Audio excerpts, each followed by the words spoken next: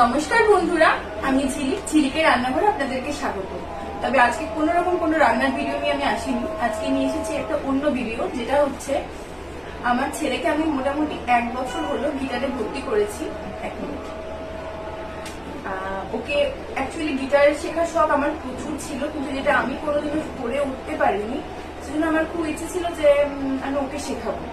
তো যখন আমি ওকে বলি যে গিটার শেখাবো, ওর মনের মধ্যেও কিন্তু একটা ইচ্ছা তৈরি হয়ে যায়। তো মোটামুটি 1 বছর আগে, প্রায় 1 বছর হয়ে গেল, ওকে আমরা গিটারে ভর্তি করি। তো আস্তে আস্তে গিটারে যতগুলো সারেগামাপা আছে, মানে ওদের মোটামুটি 40-50 খানা নাকি 40টা এরকম সারেগামাপা ও করলো। তারপর ওদের কর্ডস আছে, কর্ডস গুলো করছে, এভাবে চলতে থাকছে। হতে হতে ওদের স্যার একটা একটা করে গান মাঝে মাঝে তোলাতে থাকতো। কিন্তু হ্যাঁ, আমি আপনাদেরকে শেয়ারও করেছি কিছু কিছু গান, কিন্তু সেইভাবে ডিটেলে কোনো ভিডিও কখনোই কোনোদিনও বানাতে পারিনি। তবে আজকে আমি বানাচ্ছি। আজকে আমি আর আমার ছেলে দুজন মিলে একটা গান করব।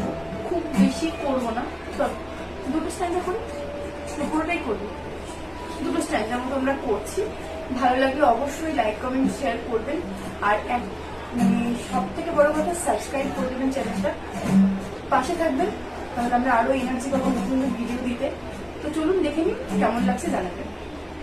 1, 2, 3 স্টার্ট। মনে পড়ে রবি কবিতায়